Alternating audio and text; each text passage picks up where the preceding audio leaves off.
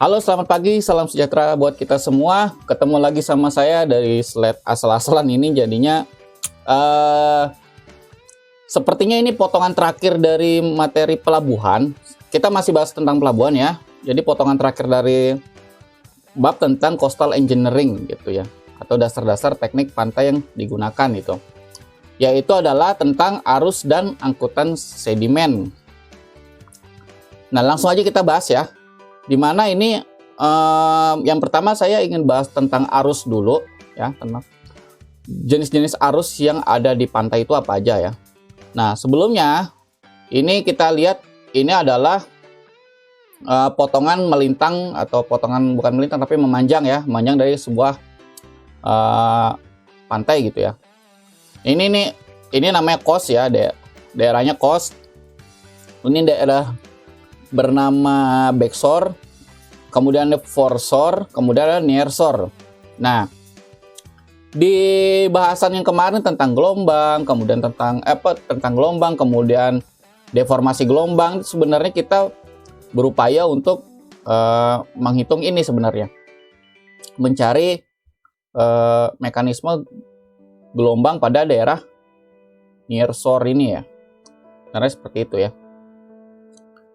Nah, kemudian kalau misalkan kita lihat dari tampak atas gitu ya, kalau dilihat dari tampak atas tadi kan ini backshore ini ya tadi ya, ini daerah backshore ke sana. Kalau kita potong gitu atas, kita lihat di tampak atas itu, di sini daerah backshore. Nah, ini ada yang namanya arus ya, ya. Mudah-mudahan penjelasan saya cukup masuk akal atau cukup nyambung gitu ya. Nah, arus itu ada pertama yang mempengaruhi gelombang, mempengaruhi angkutan sedimen itu yang pertama ada ini longsor current atau arus sepanjang pantai gitu, dan arus sepanjang pantai. Namun ada juga onshore offshore. Onshore offshore itu berarti yang arus yang tegak lurus lah gitu ya. Tegak lurus atau ya mendekati tegak lurus pantai gitu ya.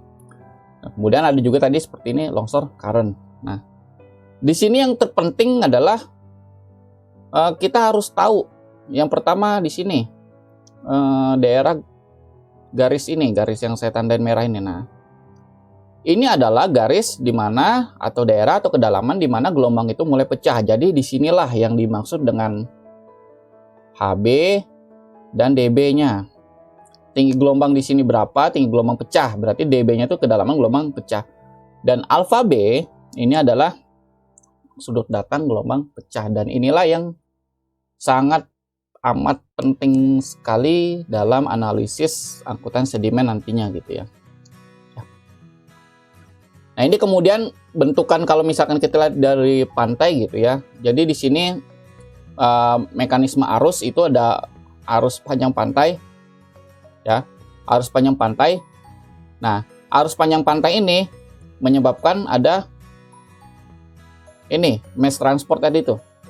Jadi ini akan membawa sedimen yang disebut dengan sedimen sepanjang pantai.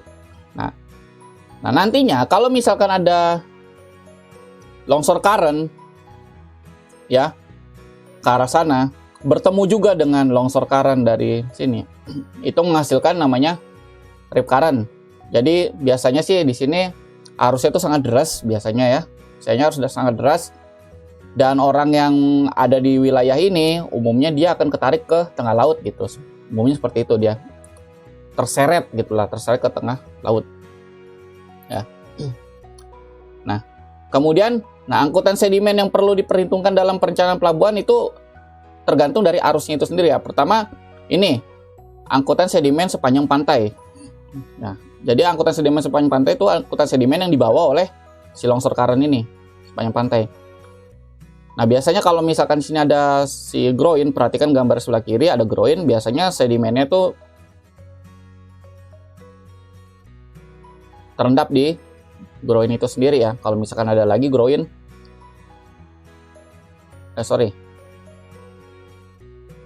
tuh. Jadi kalau misalkannya pantai ada groin, kemudian groin lagi.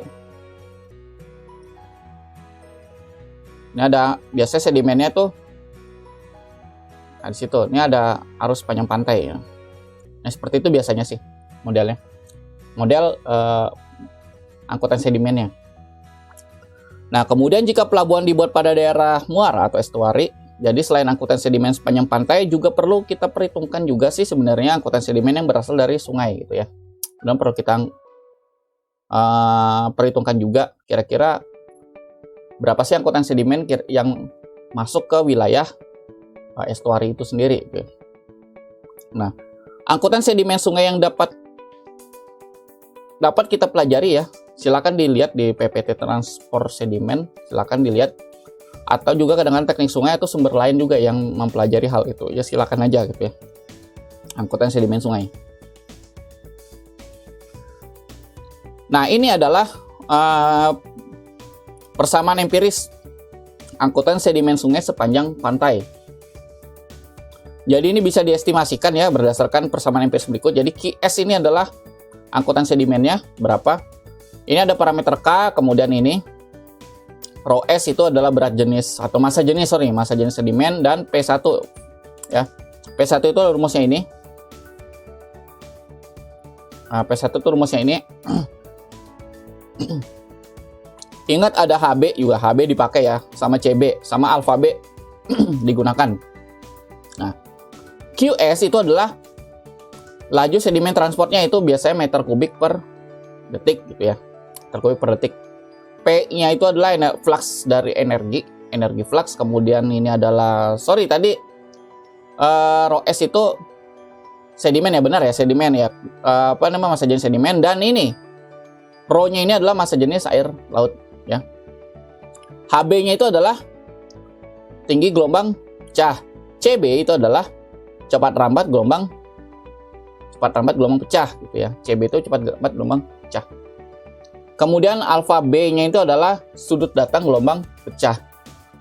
K itu adalah suatu konstanta, dan P itu porositas. N itu adalah porositas. Perhatikan bahwasanya analisis gelombang pecah itu sangat berperan penting sekali dalam hitungan angkutan sedimen ini. Jadi untuk video yang sebelumnya itu adalah analisis tentang gelombang pecah. Silakan itu dipelajari baik-baik bagaimana cara mendapatkan tinggi dan kedalaman gelombang pecah. Nah, selain pakai rumus yang tadi, bisa juga kita pakai rumus yang ini, sama aja ya. Yang mana aja boleh. Kenapa? Karena ya namanya juga rumus empiris gitu ya. Pendekatannya tergantung siapa yang bikin gitu ya. Pendekatan siapa yang bikin. Ini ada dua cara ya, silakan aja kalian bisa mengikuti cara yang mana aja boleh. Q-nya itu juga tetap laju angkutan sedimen. Gamanya ini adalah rasio antara tinggi dan kedalaman gelombang pecah. Jadi gamanya itu adalah rasio antara tinggi dan kedalaman gelombang pecah. Itu ya. A stripnya itu A aksen gitu ya, rasio volume padatan ya, volume padat terhadap volume total sedimen ya.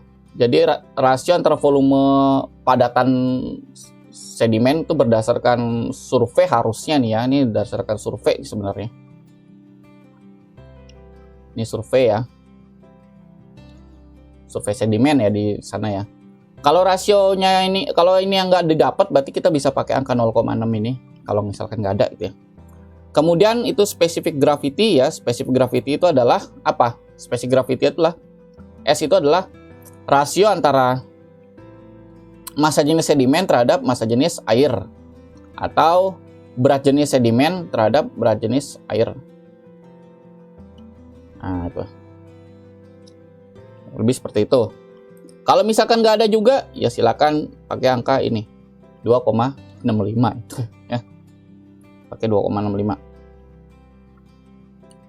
HB itu adalah tinggi gelombang pecah, dan K itu adalah koefisien jenis pantai.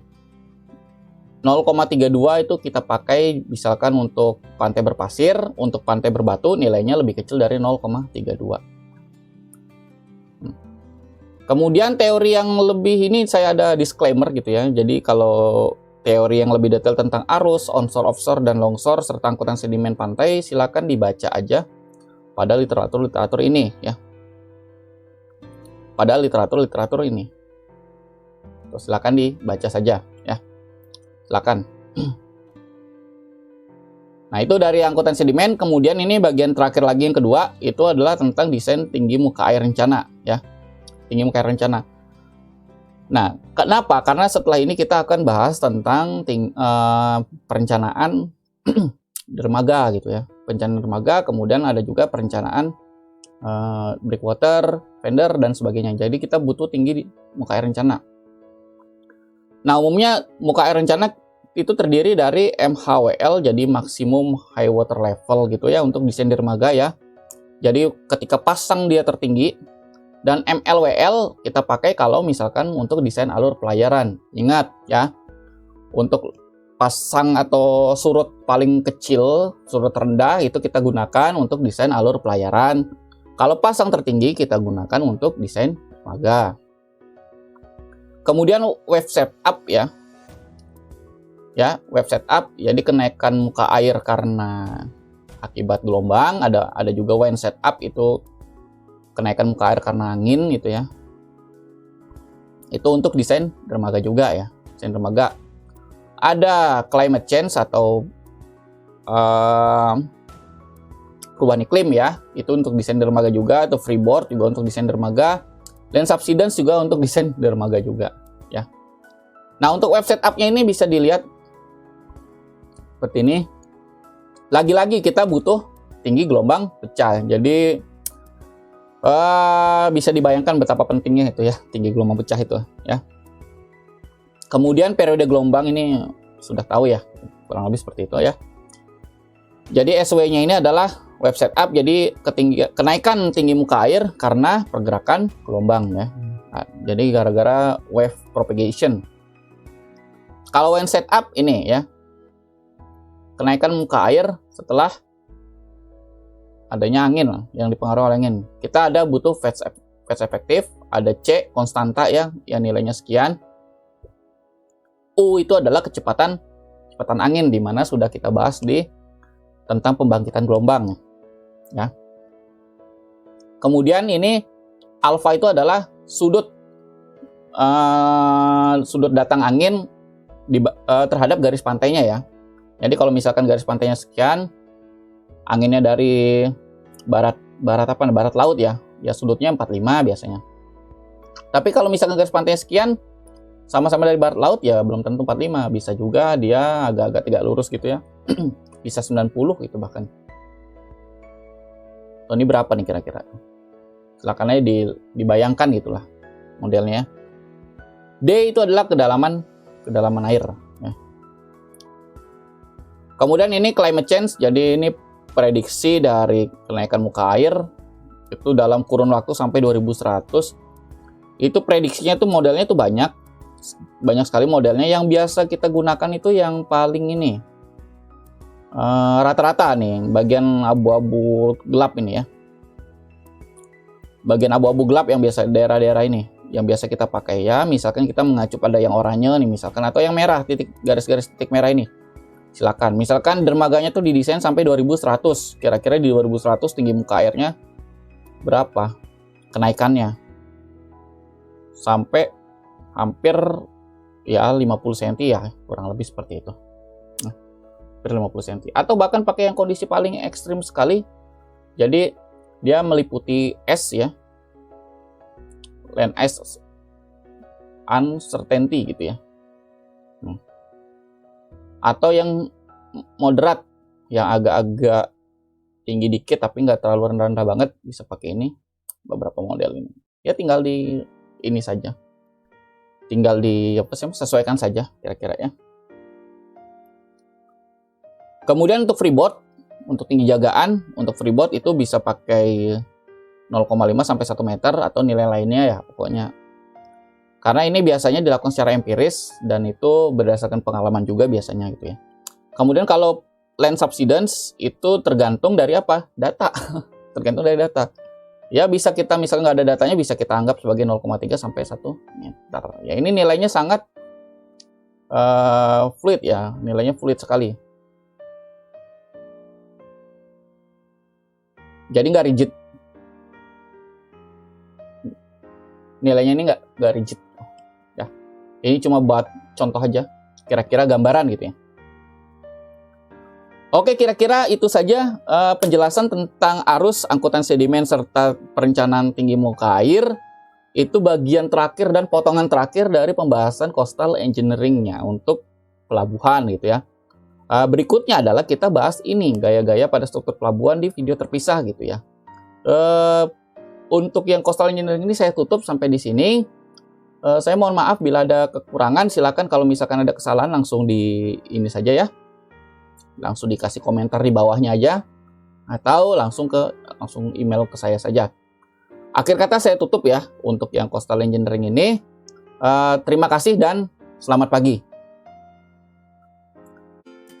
Terima kasih telah menyaksikan video pembelajaran dari saya.